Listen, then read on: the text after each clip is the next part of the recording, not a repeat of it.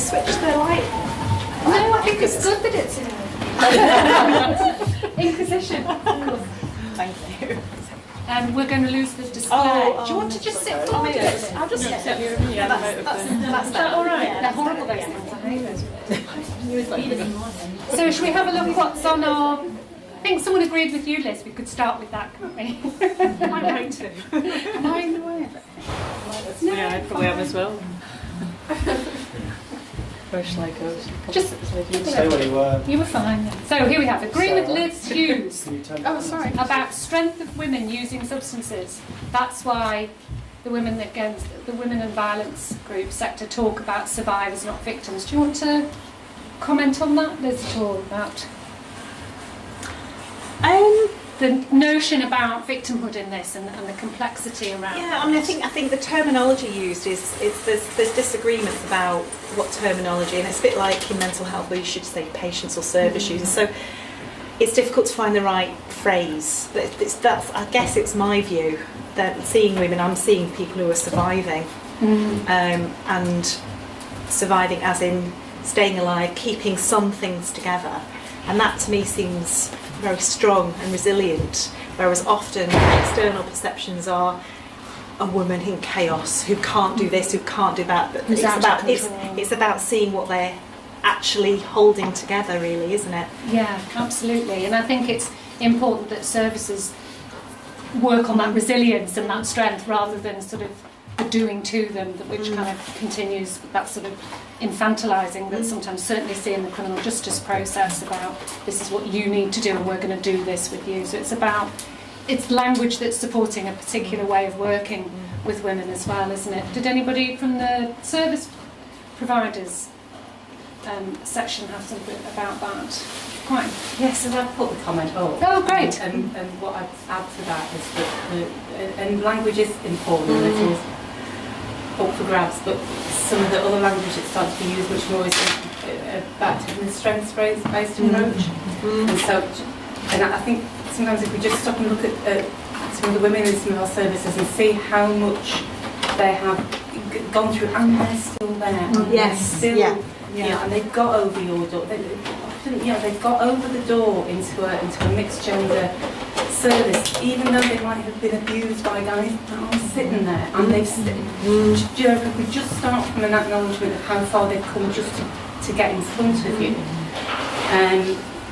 it might help some of the judgment and stigmatisation. I think is still there. I mean, just to add, me and Ian did quite a lot of training with health visitors around a sort of health behaviour change, and in that training a lot of the stuff that came up was stuff about smoking, but then also we talked about sort of drugs and alcohol, and again, you know, there was this kind of interesting values around how they perceived a drug using or a drinking woman who's also got a small child, and as opposed to a different health problem like a diet, you know, for example, it feels very different to them, whereas to me I just see it as all about a journey, a health behaviour change process.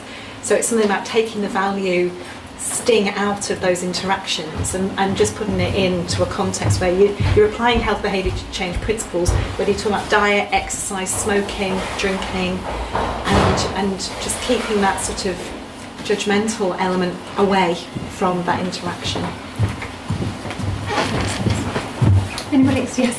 I just wanted to pick up on one of the points that you made also about, I think when you were talking about how you got into drug services yourself and stuff, and I think I put something up there about, it's slightly misspelled on, about, it's about health, it's about education and training for healthcare professionals, and I think if you look at, I mean, the NHS is the biggest employer of, you know, of adults in this country, and the lack of education and training that health professionals have on the subject of substance misuse is remarkable. And I think if that can be addressed in the first instance, then there might be some differences about how healthcare professionals do treat, you know, those stigma, that judgmental attitude, things like that it's a starting point of trying to be addressed. But it's really difficult, isn't it, when you're competing with a range of other policies. Yeah, and the curriculum, say for nursing, for example, the curriculum is driven by the NMC. Round, yeah. But there's some room for flexibility within that, but you need someone in the academic team who's got that expertise to bring that into the modules that are relevant. I mean, I think every nurse should have a good training in drugs and alcohol, because it's not just mental health nurses that need this. Every single nurse needs to be able to assess and manage somebody who's got a substance use problem. I mean, that's standard.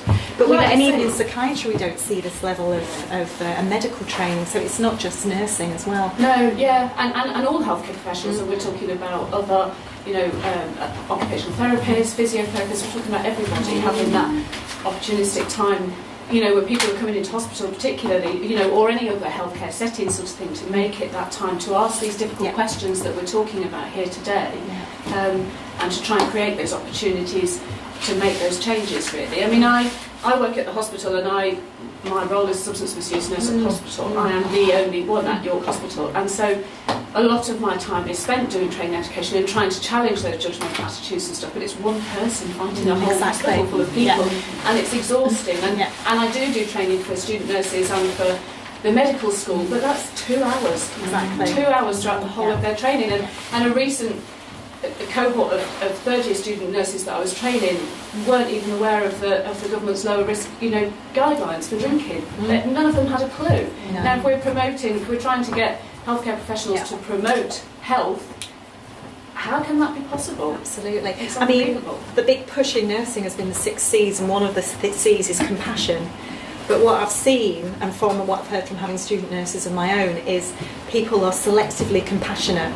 Yeah. So they're actually picking and choosing. I don't think compassion can be selective. If you're compassionate, you're compassionate, whatever it is. And people are going, I'll be compassionate about this group because they're lovely and fluffy, but this group, oh no. Difficult and challenging. Yeah. Group to be compassionate too. I think that's what's really challenging as a practitioner. I'm not saying that I'm not compassionate to them, but they are the most challenging ones, the ones that challenge everything about you. They push all your own internal buttons about your own experiences, if you had own lived experience, or you've had your own childhood traumas. They push everything about it for you, so it's easy not to be compassionate because then you don't have to deal with it. So it's that practitioner engagement that is really, really key to it. We were talking about it outside before, just saying it's not a different way of doing things, it's a different way of being towards. And that is the key to being human about it. It's a human issue at the end of the day. It's not drugs and alcohol, it's not mental health, it's a human condition that everybody is susceptible to on lesser or greater degrees. So. Yeah, but the workforce is part of the same population who are reading the news articles and are susceptible to those stigmatising messages as well. And so we have to challenge that. And it moves way beyond healthcare professionals as well, doesn't it? You think about, we've been talking a lot about complexity and need. So you think about the number of agencies these women will come into contact with. It's housing officers, not blaming them for being intentionally homeless. It's job seekers, giving them some support and care. It's social workers having a bit of flexibility in terms of what they do with their children. So I think it is really important that healthcare professionals do that, but that won't be enough on its own either, will it? And that sort of holistic approach where everybody really has that understanding and training about the implications of addiction and drug use is going to be essential. And it's hard to see where that voice is coming from with a strategy that's now 7 years old and doesn't seem to be addressing anything like that in any detail. Anybody else have a question to ask? We're all feeling a bit tired now. Yes. I was really struck by Susie's comment about wanting to write for the Daily Mail. Brave woman. Don't we all? God, it's nice to have a target. But what's this? I think from the Guardian to the Daily Mail is unusual. It's like something transferred from Manchester United to Manchester City. Sometimes it happens, but very rarely. Where do you think we need to go? What are the stepping stones to getting there? I don't think it'd be impossible to get stuff in the Daily Mail at all. I think there are some really, really good science journalists I've met who work for the Daily Mail. That is true. Genuinely, there are some really, really good science journalists, and quite often the people who write the articles aren't the people who write the headlines. So if you get beyond the headline, what you tend to find is that actually the reports aren't that bad, and they've. I know the one that I said was the most egregious was from the Daily Mail, but that was in 2011, and I think they took it on board. You know, I think that things have changed in terms of health reporting, and also there's quite a difference though between the online and the print versions as well. But in terms of getting from one to the other, I don't think that the Daily Mail should be the sort of sole goal either. I think that the key is to get the message to lots of different groups. So the Daily Mail, but also BuzzFeed, or and I think there are places where the narrative around drugs is changing quite a lot, and so hopefully this is a really waffly answer. I'm really sorry. I think maybe I should just get in touch with the Daily Mail and ask them. Yeah, Maybe should. yeah, should we all write? Yeah. Any thoughts on that? I was thinking when you were talking, Susie, about practitioners writing as well, not just academics, but people that are working in this field, pushing forward their agendas, because and the lived experience as well, empowering people to write blogs or work. I mean, we published a couple of service user led papers in the journal that we edit. And that's that. In fact, Alex Hines' paper on her role as peer recovery worker is one of the best downloaded articles we've had, because I think people find it fascinating. Absolutely, and they can get a message across far better than we can often. Actually, there have been some good articles online on The Guardian recently about sort of drug users writing about their experiences, and they're really, really powerful, and it's a voice that's often lost in these kind of conversations as well, and it's a really important voice to highlight, I think. I feel we're a bit guilty of that today, actually, in terms of, and it might be something that we want to think about moving forward, is about engaging service users' voices in our research and our media work and everything else. Yes. Well, perhaps you just don't know that there are people in the room that have Well, this experience. Yes, that's true. Good point. Fair point, yeah. Anybody else? Something can be a comment, a question?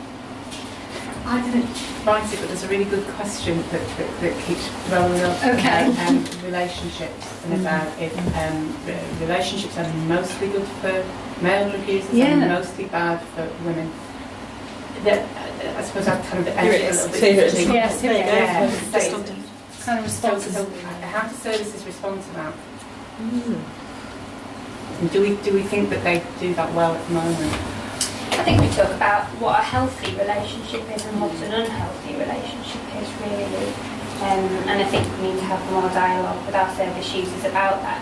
Generally, if I'm in an intervention with somebody and they're talking about a relationship and the impact that has upon their drug use and their recovery, and I can see some things that I think are unhealthy, I don't say, oh, well, I think I think there's domestic abuse, why don't we refer you to IDAS? I say, well, why don't we talk to IDAS about what a healthy relationship is and how to improve your relationship?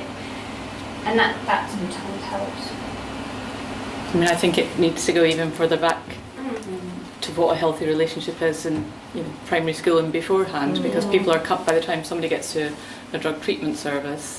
They're already grown up, and a lot of those things have already happened to them, or they're what they consider an acceptable relationship has already formed. So I think there's a lot of work to be done, preventative work. And with regards to what's happening in treatment services, we've just finished a review looking at, we've done one looking at what services are available to women who experience intimate partner violence and who are also using drugs, and there's a bit of work coming out in that, and somebody spoke about Stephanie's Covington's work and seeking safety and a whole lot of those kind of interventions, but there's a lot less work on what works for men who perpetrate violence, and so we're starting to look at that, and men who perpetrate violence and also use substances. But there's very few trials out there, so there's limited evidence about what actually works. There's principles of good practice that you can build on, and there's a lot of debate about whether there should be any couple work done with people who are in violent relationships. What is a violent relationship is another thing. Is it all domestic violence, or is it unhealthy relationships? Are they the same thing? Do they need the same intervention? I don't have the answers. It's just and it's which service is commissioned to deliver that Yeah. work, really, because it probably wouldn't necessarily fall within a drug treatment service. no. And what is that? If you identify it, what is the referral pathway? I think it underlines, though, the fact that we know that relationships often do play out differently for men and women who have addictions. Really underlines why services need to be thinking in a gendered way. Yeah. And I think, at the moment, a lot of services probably don't get it right, or aren't even kind of looking through that lens at things. And I think just being kind of aware and alive to that, and then thinking about what those conversations you're having with women in your service are, and with men in your service are, and what the kind of realities and context of their lives are, including relationships, is a kind of important first step in and of itself. I do think that's changing, and obviously with the work that we've presented and been doing, we're doing in London, we're doing Worcester and Bristol, and we've set up sort of similar to this kind of forums with practitioners, policymakers, charities, all sorts of people, service users themselves, to actually discuss what should be done and how services, and also the context of how services are operating at the moment within cuts. And Yes, we're that's talking what- about we might yeah. develop the most fantastic intervention, but if yeah. there's no, I mean, that's what's been ringing through for me today, is this sort of, there's clearly great pockets of brilliant practice, and there's real drive to make it better. But I'm conscious that this holistic, complex, multifarious kind of intervention that women with addiction and other needs have, how do we actually meet this? Your point that you made this morning. Just to jump on the back of that, I think one of the problems that treatment field has got is it's a competitive environment as well. So even when you find pockets of good practice, interventions that are really effective, treatment services might say, this is great, this is brilliant, but they're not actively sharing it with other treatment services. And in the defence, why would they? Because they want a commission win contract. So if everybody's just sharing the best practice, everybody becomes the same, and in a competitive treatment environment, that's just not going to work. That seems really perverse, doesn't it? Really, Yeah. But it's really real. It is a problem. Yeah, it's really real, and voluntary sector service providers are being asked to. We're expected to collaborate. Because why wouldn't you? And we're being forced to compete at the same time with the same people, and it's ludicrous. Yeah. And it means that exactly that. It's a massive commissioning issue. You're almost forced into position. I mean, I've seen kind of services not sharing stuff that they would normally have shared, citing commercial practices. And this is voluntary sector organisations that it's in their DNA to collaborate and share, and that's going to get worse, not better. That's really depressing, isn't it? Sorry. Yeah. No, that's okay. So not everyone, just like I spoke with Cohen at Wimbledon and said, I'm so interested in some of the stuff we're doing. The immediate answer was, just come and visit. So, not everybody. It's like, It's at the sort of higher end. And if people are aware of it, like me and Lizzie were at the event where we last week, where we did the event, Economist event in the evening, with the Columbia Care Guide. Oh yeah. And we were, there was a lot of people, sorry, Lizzie must, I guess it was a bit of a lobbying meeting, and there's lots of people that are aware of that issue at different levels of government. I think it is something that is being discussed and thought about. It's just unfortunately not doesn't appear to be on the agenda of any political party, even though people because when we speak to Paul Hayes from Collective Voice, who represents a massive part of the treatment sector, he's really aware of this as an issue. And then he speaks to people from the Substance Misuse Advisory Council, they're really aware of it as an issue. So it's on an agenda. It's on their agenda. I just don't think. Well, you know a lot about this, don't you? Yeah, but I in terms of I don't think it's going to get better. I think there is kind of hope. So I know that Addiction and Turning Point and CGL, they formed they've kind of come, I don't know, they've kind of come together, and they kind of made a pledge to do more information sharing. And they actually said at Addiction Mortality National event, they publicly not acknowledged this is a problem, and before they'd only ever privately acknowledged it. Right. So the fact they actually said, our medical director will invent a wheel, I'll invent a wheel, and then I'll go to another service and we'll have to invent the same wheel. We can't just share it. And they're actively looking to end that practice. So I think so there's a spark of hope there. There is. I think it's also about joint commissioning. as well. I mean, the problem is commissioning has been fragmented and fragmented. You know, you've got CCGs commissioning health services and Public Health England commissioning substance use services. And I think, depending on where you are, those organisations work better or less well together when they're thinking about. I mean, this needs a multifaceted approach that involves health, social care, and public health in order to kind of move forward.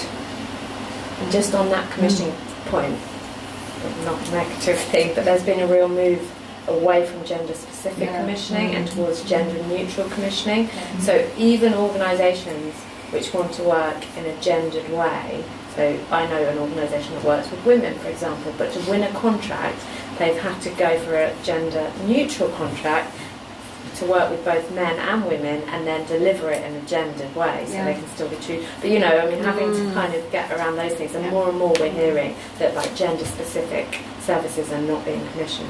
And not ring-fenced, and you know, women's community services have been absolutely bashed by the payment by results agenda. I mean, just shocking really, despite the fact they represent probably some of the best practice out there. Yes. Sorry, just on the commissioning point, much of the work that in fact probably all of the work that we've talked about today isn't commissioned. And statutory organisations and charities deliver a huge amount of services outside of that commissioning framework, and some of the added value and the innovation that they do isn't commissioned. The work that you're talking about is the drug-related deaths work, and that's not just the third sector. I chair that group, and so it's not just the charity third sector providers. It's NHS providers that are coming together to look at the impact of drug-related deaths and how we can share practice. And that report will come out at the end of August, and that is bringing case studies and in-depth examples of different practice across the sector, sharing it in the public domain. So I think we can get depressed about the commissioning environment, and it's very raw at the moment, certainly for third sector providers. But that doesn't mean that we should lose hope that we can't continue to innovate regardless of who we are and what organisations we're working in. It might mean that we need to think about how we do that differently, but we can still do it. Thank you, Karen. I think that's probably quite a good place to finish, isn't it? And to just think about how we all, from today, move forward. We've all met and made new connections. We're all fabulously connected on Twitter now, we think. And thank you to Andre for sorting all of that out. It's been fantastic. And can I say a big thank you to our afternoon speakers as well. So please stay in touch. I think not